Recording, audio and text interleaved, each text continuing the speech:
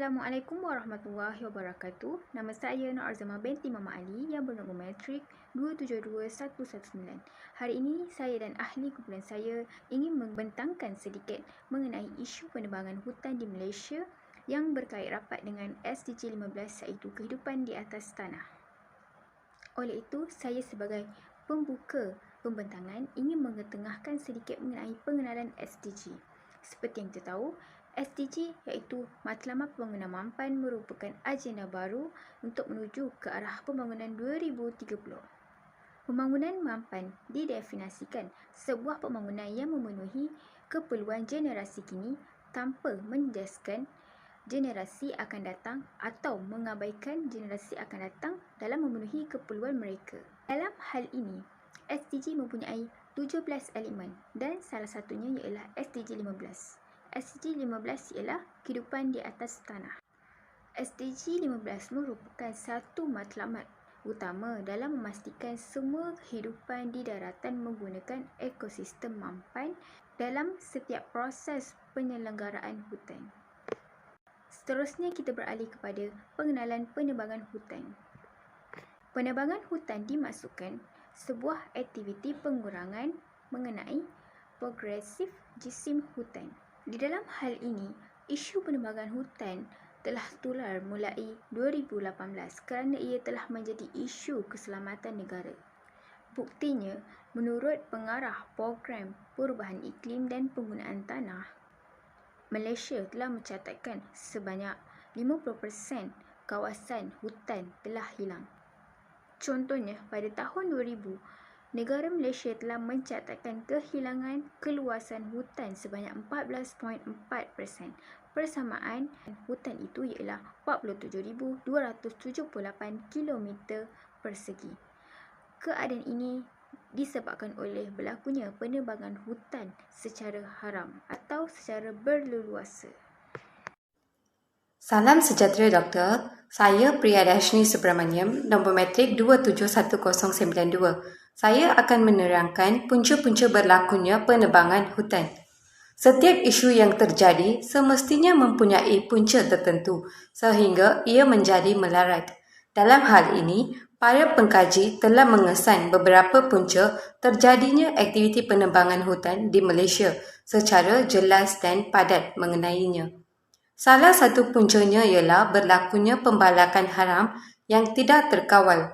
Kegiatan pembalakan haram didefinisikan sebagai aktiviti pembalakan yang tidak dirancang dan tidak sah. Hal ini terjadi kerana sikap segelintir para penebang yang tidak bertanggungjawab setelah melakukan penebangan hutan secara besar-besaran tanpa mengikut jadual catuan penebangan yang dikeluarkan oleh pihak atasan sehingga mengundang kepada kepupusan haiwan dan tumbuhan.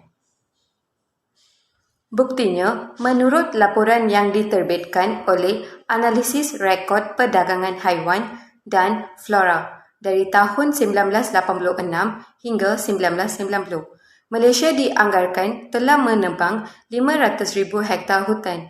Perbuatan ini telah melebihi 300,000 hektar kawasan yang dibenarkan sehingga terjadinya penebangan pokok terlindung seperti meranti dan cengkal di hutan tersebut. Tuntasnya, aktiviti ini akan terjadi di kawasan perlindungan seperti hutan simpan dan taman negara. Jelaslah keistimewaan di kawasan perlindungan itu juga akan berkurang seiring dengan kadar kepupusan bagi ekosistem hutan akan terus meningkat. Seterusnya, berpunca akibat aktiviti pembukaan tanah baru untuk kawasan pertanian baru. Aktiviti ini akan kekal terjadi kerana sektor pertanian merupakan salah satu sumber ekonomi terpenting di Malaysia. Oleh itu, sektor ini amat berperanan penting dalam pembangunan nasional negara serta menjadi faedah kepada rakyat kerana dapat menyediakan peluang pekerjaan dan meningkatkan pendapatan para petani. Buktinya, aktiviti ini terjadi di kawasan Lojing, Gua Musang, Kelantan kerana ingin menjadikan kawasan itu sebagai kawasan pertanian seperti kebun sayur-sayuran. Selamat sejahtera kepada Dr. Chong dan rakan-rakan sekalian. Nama saya ialah Toh Sheng dan metri nombor 271108. Dalam bahagian ini, saya ingin membentangkan tentang kesan-kesan penebangan hutan di Malaysia. Dari segi alam sekitar, kita telah mendapati bahawa aktiviti penebangan hutan akan menggalakkan hakisan tanah dan juga lebihan air larian di permukaan tanah berlaku. Hal ini kerana tumbuh-tumbuhan yang ditambangkan seperti pokok dan rumput akan menyebabkan ketumpatan tanah di kawasan tersebut menjadi semakin longgar kerana cengkaman tanah daripada akar pokok telah dikeluarkan semasa aktiviti penebangan. Kawasan tanah tersebut akan terdedah secara langsung terhadap hujan tanpa perlindungan daripada hutan dan mengakibatkan masalah hakisan tanah dan lebihan air larian. Selain itu, dari segi ekonomi, kita mendapati bahawa aktiviti penebangan hutan akan merancang sektor pelancongan di Malaysia. Dalam kawasan hutan, terdapat keberbagai jenis biologi dan elemen semula jadi yang menjadi sebuah daya tarikan yang penting terhadap sektor ekopelancongan. Semasa aktiviti penebangan hutan, kawasan hutan akan ditorakai dan dibersihkan secara meluas menyebabkan keberbagai biologi tersebut dimusnahkan. Oleh itu, sektor ekopelancongan akan terjejas kerana tiada pelancong yang ingin berancang di kawasan tersebut. Walau bagaimanapun, aktiviti penebangan hutan ini juga dapat menimbulkan kesan positif kepada bidang ekonomi.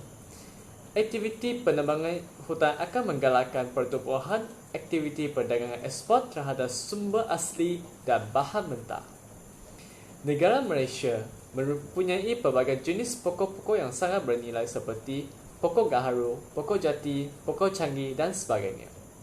Oleh itu, aktiviti ini amat menggalakkan penghasilan sumber perhutanan digunakan untuk menjalankan aktiviti perdagangan ekspor ke luar negara dan juga meningkatkan pendapatan KDNK negara. Akhirnya, kesan penebangan hutan terhadap rakyat Malaysia dari segi sosial ialah menjejaskan kualiti kehidupan penduduk.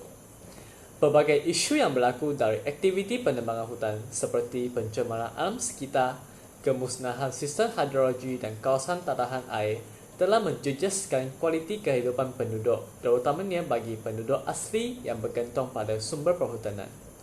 Sebagai contoh, sumber bekalan air hutan yang dicemari dari aktiviti tersebut menyebabkan penduduk asli yang bergantung terhadap sumber air tersebut akan mengalami gangguan untuk mendapatkan air yang bersih.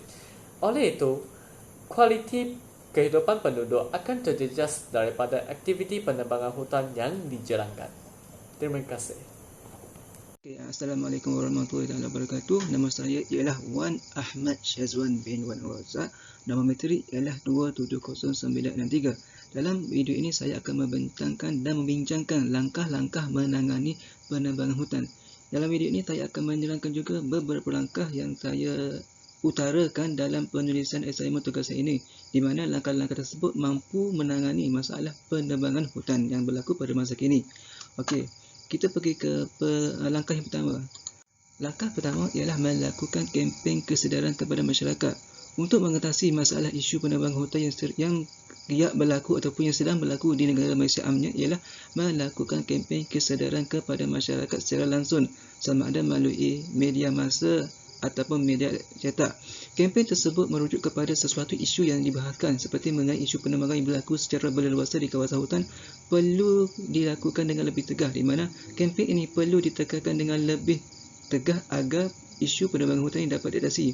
Kesedaran dan kalangan masyarakat terhadap kepentingan hutan sekaligus terhadap aktiviti penebangan hutan dapat diatasi, di mana apabila kempen ini dilaksanakan atau diterapkan dalam diri masyarakat, secara tidak langsung masyarakat akan lebih sedar bahawa kepentingan hutan kepada hidupan termasuklah manusia sendiri. Okey, kita pergi ke langkah yang kedua, iaitu mewartakan kawasan hutan. Langkah ini membincangkan di mana dapat mengatasi isu penebangan hutan, iaitu mewartakan kawasan hutan agar terpelihara. Mewartakan kawasan hutan adalah di mana kita memelihara khazanah yang terdapat di dalam kawasan hutan untuk dikekalkan daripada berlakunya anasir-anasir luar, yang mana sebahagian hutan berlaku kemusnahan akibat daripada anasir-anasir luar. Membata kawasan hutan juga dapat melindungi kawasan hutan daripada sebagai kegiatan haram yang mana boleh menjejaskan ekosistem secara langsung. Dapat mengekalkan keseluruhan habitat yang ada di dalam hutan seperti spesies flora dan fauna. Antara kawasan yang telah diwatakan ialah hutan Sipan Tepe dan Taman Negara Kuala Tahan. Kalau kita lihat, kedua-dua hutan ini sangat dititik beratkan di mana ia telah dijenamakan atau telah membatakan kawasan hutan tersebut sebagai kawasan simpan, di mana ianya perlu dijaga agar tidak berlaku isu penebangan hutan. Ialah pengurusan hutan strategi. Pengurusan hutan strategi ialah secara pergagalan di mana dasar dan strategi pengurusan hutan untuk Semenanjung Malaysia disyadangkan sebagai tambahan terhadap dasar permutahanan negara. Kawasan hutan yang mengalami kemusnahan impak daripada penebangan hutan dapat dibaik pulih semula dengan melakukan aktiviti penanaman semula pokok dengan kerjasama antara Jabatan Perhutanan dan perlibatan masyarakat. Jikalau kita lihat pada hari ini, kebanyakan kawasan hutan, terutama di kawasan hutan yang berbukit, banyak berlaku isu penebangan hutan, di mana jikalau kita lihat dari pandangan udara, kebanyakan kawasan hutan telah menjadi kawasan terbuka kerana sudah banyak pokok sudah diterban. Oleh itu, pihak kerajaan, sama ada pihak kerajaan ataupun NGO dapat bekerjasama dengan Jabatan Perhutanan dengan usaha untuk melakukan pemeliharaan terhadap hutan di mana berlakunya penebangan hutan yang secara tidak terkawal, seperti menanam semula pokok di kawasan hutan yang berlakunya penebangan hutan. Pertama, penanaman pokok. Yang kedua, dari segi penanaman pokok, kita boleh lihat menjaga kebersihan hutan, di mana kita menggalakkan ataupun kita membuat satu amalan menjaga kebersihan, mengelakkan berlakunya hutan itu kotor daripada himpunan sampah-sampah yang dibuat oleh masyarakat lah. Okey, langkah yang keempat ialah menambah baik pasukan penguat kuasa, terutamanya ranger hutan. Di sini kita lihat menambah baik pasukan penguat kuasa utama ranger hutan supaya kawasan selamat daripada berlaku penerokan hutan secara haram, menggunakan pelbagai peralatan teknologi untuk pengawasan bagi memudahkan kerja, membuat pemantauan dengan memasuki kawasan hutan bagi mencari kawasan yang berlaku kegiatan tersebut. Okey, kalau kita lihat strategi menambah baik pasukan penguat kuasa terutama ranger, di sini kita boleh lihat kita macam menambah bilangan anggota ranger hutan untuk melakukan rondaan setiap masa bagi mengenal pasti ataupun mengesan bagaimana isu penebangan hutan itu berlaku di salah satu kawasan hutan yang tertentu. Kemudian, dari segi penggunaan pelbagai teknologi untuk pengawasan pula ialah kita tidak maklum bahawa pada masa kini penggunaan teknologi setiap hari sekian hari semakin berkembang, di mana jikalau didayakan, pihak Jabatan Perhutanan boleh menggunakan peralatan seperti drone untuk melakukan pemantauan dari udara sebagai satu cara alternatif untuk mengesan di mana kawasan yang menjadi tumpuan isu penebangan hutan. Kemudian, membuat pemantauan dengan memasuki kawasan hutan bagi mencari kawasan yang berlaku kegiatan tersebut. Ini juga adalah salah satu peranan ataupun tugas yang dilakukan oleh ranger.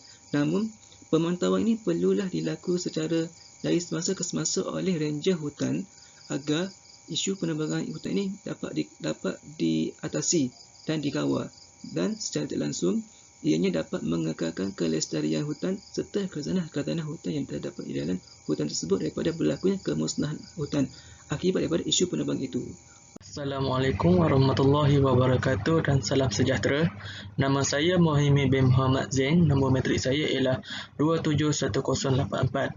Okey, saya akan membentangkan tentang inisiatif untuk pemeliharaan dan pemeliharaan alam sekitar. Seterusnya, okey. Yang pertama ialah negara Malaysia memiliki alam sekitar yang baik dan merupakan anugerah. Hal ini dikatakan demikian kerana manusia diberikan tanggungjawab untuk memelihara alam sekitar dan hidupan yang ada dalam hutan ini dengan cara yang betul dan wajar. Pembangunan yang dilakukan oleh manusia hanya bermuftikan keuntungan semata-mata dan didorong oleh sifat rakus manusia telah mencetuskan krisis alam sekitar yang serius. Tanggungjawab manusia terhadap alam sekitar perlu diberikan pertimbangan yang sewajarnya terhadap amalan mulia. Amanah nasihat sayangan bumi agar keperluan alam sekitar dilaksanakan dengan baik. Pengurusan alam sekitar juga mempunyai pelbagai kajian dan usaha maupun dalam negara kita sendiri. Pelbagai inisiatif yang telah diambil oleh pihak kerajaan seperti penghutanan semula, penubuhan kelab ciptai alam sekitar, mewartakan taman negara, kempen, mengadakan pendidikan alam sekitar dan sebagainya yang boleh mengekalkan kelestarian keindahan alam sekitar. Yang pertama ialah berkaitan dengan penghutanan semula. Penghutanan atau perhutanan adalah berkaitan tentang sebarang aktiviti dan kegiatan yang dilakukan oleh manusia untuk menguruskan, membina, mewujudkan, mengaplikasikan, memelihara dan memelihara alam sekitar, iaitu hutan yang memiliki sumber dan memberi faedah kepada manusia maupun alam sekitar. Istilah penghutanan semula merujuk kepada aktiviti atau kegiatan yang dilakukan oleh manusia berkenaan dengan membuat kajian dan menguruskan perladangan mengikut amalan yang diterapkan, terutamanya kawasan hutan kerana memiliki sumber semula jadi yang boleh diperbarui.